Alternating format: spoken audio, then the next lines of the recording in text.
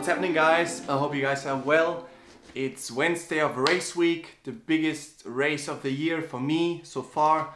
And it's the goal I've been working towards since I formulated that goals last November or a bit before that. I had a little bit of a hiccup just before. I had like 4 days where I was sick, but it took up to 7 to 8 even to be 100%. And yesterday was the first day in the morning where I had some doubts. Shit, is this gonna go well or not? But luckily body turned around, and then just after I had actually one of my best swims of the year. So of the last 6 months, I changed something with my cadence, with my breathing, and that had massive impact. I did 40 times 100s, and the aerobic ones were like 122 at really easy effort. Pedals pull boy, a 50-meter pool, then I pedaled pull boy. I was just chilling. I did like 118s, and then I did in the end one hard, one easy. The hard ones were 115, and the easy ones again 128 or something. So that's something I'm super happy with. Then, like I said, confidence comes and goes, and lots of time confidence comes with training and the work you've been doing, and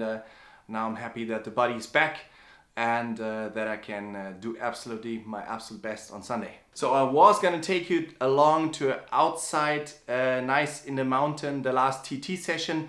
It's Wednesday now. I'm gonna have just an hour ride with 3 times 10 minutes race pace, 285 watts, that's my goal, 280 to 85. After that, 5 times 3 minutes with 1 minute float of race pace running. So 5 times 3 minutes, just a bit faster than race pace actually. So my race pace, I aim for 4:10 minute per K.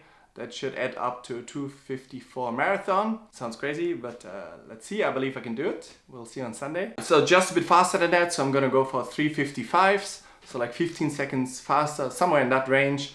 A touch faster than race pace. And then that's it for today. Later I get a massage. And then tomorrow off day, we travel to Frankfurt, but I'll take you with tomorrow as well. So here we got about everything that I need for today's session. So first we're gonna be on the bike. I'm gonna be doing this in my tri-suit. Really like the thick padding of the Air one. You can see the material, aero as hell. Also really like the arm sleeves. They're like really nice material. Also you got the bubbles here, they're like for aerodynamics, right? The shoulders, they hit the wind first. And as I said, the zipper here, it can't really hurt you. So, and it doesn't flap around. This is also cooling, it feels nice and cool, so that's good. We got the nutrition, it's just an hour ride, but I still want to have my gut used to the nutrition. So I got 120 grams of Morton in here with 1000 milligrams of sodium. Since it's gonna be a hot race, I'm gonna be having one of those an hour. Of course I can't carry this all with me, so I'm gonna have it more concentrated in the Aero bottle, so that I have 120 grams for the around 4.5 hours, I suspect, for Frankfurt. Then running shoes. I did put quick laces in there because, yeah, I mean, why waste the time? I tried them, they're from Salomon, they're quite good. They're like really tight and hard. I mean, they're like unbreakable, because some of them, they are too floppy, and then the shoe, you're slipping here and you're getting blisters. But socks, I'm not 100% yet. I have to try other ones because I don't want to slip, don't want to get blisters or anything. Otherwise, I'm super happy with this shoe. I choose to wear a cap. Very often I wear a cap, most of the time. Also to protect your face a bit from the heat. This one I really like, it's like really soft material. Also for people sometimes get headaches when it's too tight pressure, you can make it really soft and it's really cooling. I really like that, so you can put it nicely on and off. It's light on the head, this one stays nice and soft, really nice soft cap. Just my glasses there for the bike and run stays the same. Just gonna take one gel for that short run, not for calories, more again so my body gets used to nutrition and the gut knows it in and out. And then just the watch and heart rate, which I'm not gonna take for the race actually. Yeah, it would be good to get the data. This one does on the wrist for the run, a little bit of data, but I just don't want it in the swim, don't want any restriction or anything going on around my chest. So yeah, that's it for today. So let's hop on the bike. Also another reason I didn't want to go outside, it's raining, and not that I mind rain, but I just put a ceramic speed chain on yesterday and they're not the best in the rain, or like all this wax stuff will definitely get off and dirty and whatnot, and expensive fun, I don't want to waste that. or a little last ride. So yeah, since my training room will be built apart soon, since we're moving, I'll tell you where soon. Just my last shrine here in the training room. I think a lot of people do that. Just have good memory of races. This was one of my favorites actually in Edinburgh. I only did it one time. It's just an adventure race, basically crazy swelling in a swim and not swelling, like crazy waves and everything. And yeah, otherwise just a little reminder there if you should get weak. Stop whining. And then of course my favorites up here on top, the two Kona ones with the bands. Really loved it, just super special experience. Florida also can only recommend to anybody. The atmosphere in the States for racing is just top notch. I haven't, to be honest, experienced it anywhere remotely similar, except maybe Wales. Ironman Wales, ooh, that was something. They just love the sport there, incredible. And this one here is framed. That's 2016. There it says Ironman Switzerland. My first Kona qualification. I was over the moon and super proud. That's that. Kupal, a little bit. 216 Kona, and then yeah, let's hop on the bike. So one little trick that I messed up in the past as well is when you do trainer rides, right? I mean, you can select on Swift. If most of the people are riding probably on Swift, the power can sometimes be significantly different depending on what you use and when you go outside. For example, what I always do is first I actually here calibrate the power meter. I have the SRAM power meter from the bike, so I just calibrate that with the app that it has, whatever other one you have. Just make sure you calibrate your power meter first. And here just set 0, and then it's they also see in the app, by the way, if you need any firmware updates, can be quite important. And of course always charge your electronic shifting before the race, otherwise yeah, you might be in a surprise in the race itself. After, when you're then in the app itself, always put the Bluetooth on afterwards so it doesn't interfere with the calibrating or anything. Then you select the power source. For that you have to, that's a trick, also shows the stride from my running. First you have to do the power meter, first the core, also as controllable. Then heart rate, anyways cadence, you can use that. And only after you used the kicker as controllable, then you can actually change the power source to, one second. Here there was already an issue. I still had the, my power meter from my bike connected to my phone via Bluetooth. So I had to put the phone Bluetooth off. Then you can select here under power source your power meter, and then you have the controllable from the kicker, but the power itself you see on Swift is then from your power meter, so you can be sure that it's the same watts as you're running outside. So now we're all set up. Heart rate as well, I want to see it for training, especially after Cygnus and everything. Just for confidence to see, hey, what is the heart rate, where I want it to be for race pace. Although it's indoor, but I got my best friend here, the fan. I mean, everybody got this crazy heat wave going at the moment. But that was my best friend for the last days, also during the night. Let's get going.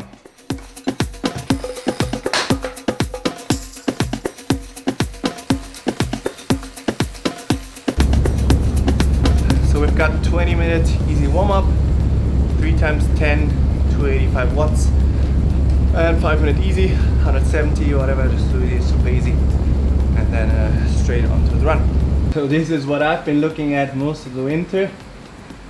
Little sneaky trick. There's one of the goals. Of course, long distance triathlon is only about Kona. So I love that place, having seen it. And also the iPad a little bit in front. So you always look a bit ahead. But it's still not the same as outdoor riding. Not by far, so. But then about focus, I mean, during those key sessions, you don't want distractions, you don't want WhatsApp flying in, don't want to be filming. That's why only in warm-up and then I'm focused. And I mean, Android has these little apps. You can check here, called Focus Mode, and there you can decide which apps you want to see. So I put off all communications apps, except somebody calls me from my close circle. Otherwise just sport apps, music, but you don't want to be distracted. Gotta be focused. 1 done, 2 to go. It's time now to turn this mush into muscles. So that's that done. 3 times 10 minutes, 285 watts. Felt normal, legs felt really good and no pains or anything weird. Heart rate a bit higher, but also super humid here. First I had a suit on. I was already sweating before I got on, so I blame that for that. And I haven't done this inside, I only rode outside. And then heart rate is anyways lower. Last 2-3 minutes spin and then into the run shoes. Super old trick to avoid the blisters is actually the baby powder. I mean, it's the first time I heard of it, 2011 or something. I don't know if it's still in fashion, but it works. You just put it into the socks before the race and into the shoes as well. And that can really, really avoid blisters, especially when you're sweating and it's hot and stuff. So huge difference. I didn't say it's not messy, but it works. Okay, ready to roll. Watch on, and then first couple of minutes easy. I gotta go down to the flat location, and then it's 5 times 3 minutes, a bit quicker than race pace, 1 minute easy in between, and then that's it. Legs are super fresh and energized at the carbs in general. Yeah, super fresh and loaded, so I have to be careful not to go too hard. I really just go a touch quicker than Ironman. It's a long day, 42k, so you gotta be honest with yourself. So for example, if my goal is 4:10 pace average or 4:09, then if I go out the first 10k at 4:0 average, that is a massive impact. That is overpacing. So although it's just a slight touch difference, and it's difficult to pace, right? Because your watch only shows you 4:0, 4:05 and 4:10. So you gotta be conservative, because yeah, you see it. Talked the other day with a marathon runner, and he said the difference between 3:30 and 3:33 pace already can get him at the end. So there you see how accurate you have to be, how patient, and yeah, it really bites you, and it's gonna bite you anyways. 25k in, something like that, no matter what you do. If you push hard at that point, that probably means maintaining pace, best case. So okay, so we're almost at the river. It's one of 2 locations here where I can run flat. So I'm gonna start my race pace now. See you in a bit.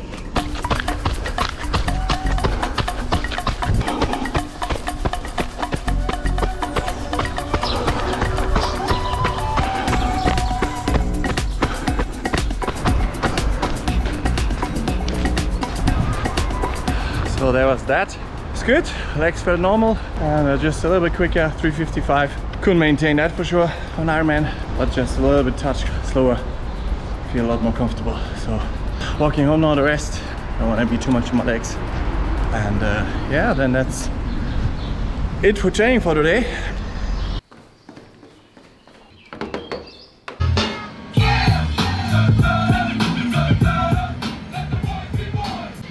Slam, that's the theme of the weekend. Slam yourself. Onyx Slam. Gonna put that on my like list. I mean, the random shit that happens in race week, that's not even funny anymore. I mean, it's just normal. I mean, if you do an Ironman, I think it's something with the universe trying to test you, like if you really want this, because there will be hurdles, and the most random hurdles, you know. I mean, for example, yesterday in the run, I had a slight twist on the ankle, nothing bad, luckily, just a bit sore muscle now. Like, I never twist my ankle in the last year, literally. And I twist my ankle before, like I don't know, 2016, also in a race week. I never twist my ankle, I always look where I'm running. And yesterday I fell over the carpet in the flat, and then my knee, like, what the hell, this is just race week stuff. So they're just throwing some punches at you, the universe, and testing you if you're ready for some adversity. But I'm still gonna smash this race, so it's not gonna stop me. So that's the massage done, 90 minutes, feels really good, upper body, lower body, get every little bit fatigue out, but body was pretty fresh obviously. But I put a little bit of fatigue in, so you do need a little bit. But now that's it for today. Tomorrow rest day, packing, and then off to Frankfurt. And then diet is of course an important one. Resting, obviously sleep, get your 10 hours or whatever you can. And then diet is important, especially 2 days before the tapering. So there I will go on 10 grams of carbs per kilogram body weight. So I'm 85, so it's like 850 grams of carbs, quite a lot. I'll use bananas obviously to supplement, also orange juice to supplement, but generally the last 2 days low fiber. Also I avoid anyways red meats. Thursday night I have red meats. I have a steak, fill up all the iron, and like a good beef steak, proper one. Yeah, 2 days before, really simple stuff I know I can digest easily, probably something like tomato pasta, then some orange juice, bananas, lower protein, low fat, and yeah, just carbs, and do that all day. Then race week starts with the exciting stuff over there. I'm excited for that. Everything like checking in and getting the race back and all, so that's super exciting. But step by step. And obviously race week means race haircut. Way too long hair, right? Nice and fresh haircut. Makes you extra fast. Triathlon stuff, shave the legs, get that out of the way, and then yeah, that's race week basically over.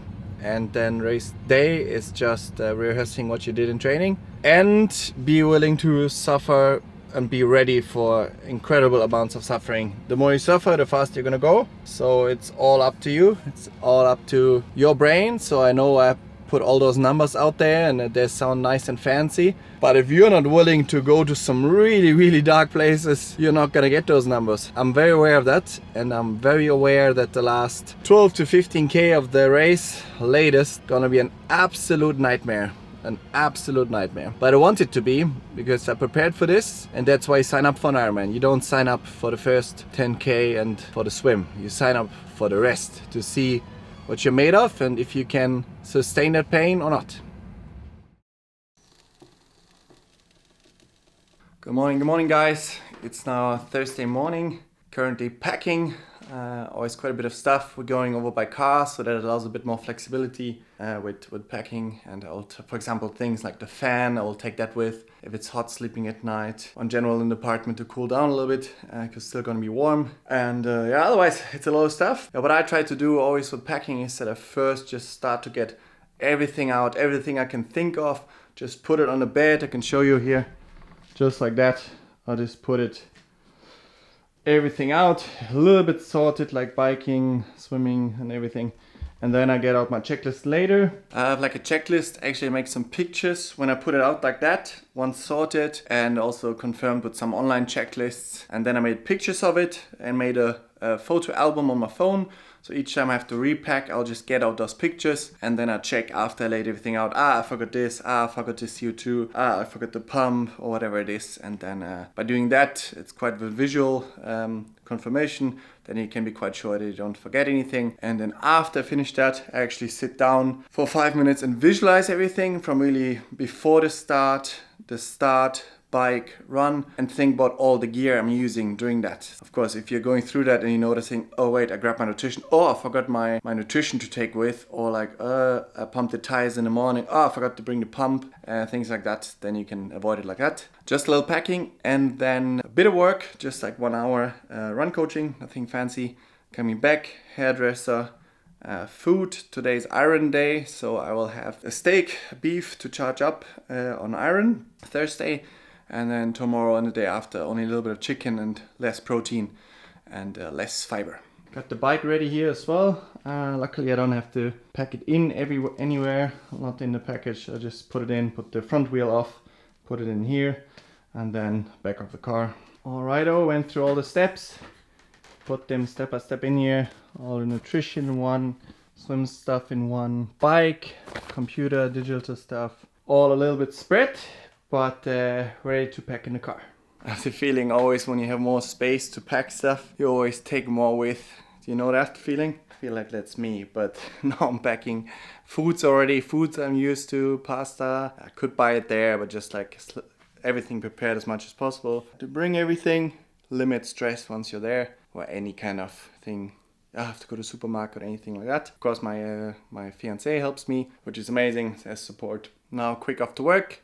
Hairdresser, super important. That's an extra 5% performance. And then packing, and off we go.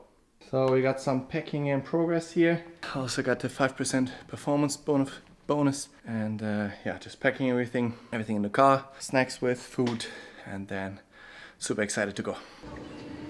Just gotta get everything in there. But should all fit. Alrighty, now everything packed. We're on the way to Frankfurt. I've been preparing a long time for this, made a lot of sacrifices for this. Quit my job, build up the personal training business, try to work minimal hours that pays the bills so I can fully dedicate myself to sports and training as much as possible. And yeah, it's been a long way, but I'm going to Frankfurt to become European champion. I'm not there for holiday. Let's see what the day brings, and you can follow along on the Ironman tracker. It's the app most of you guys know. You can just Ironman tracker, you can download it in the App Store or Android, and then you just look for IRONMAN Frankfurt 2022. You can put in my name, Weitz, or if you know someone else, and then you can follow along with live updates and everything. And yeah, thanks for following along. I see you after the race. Fingers crossed.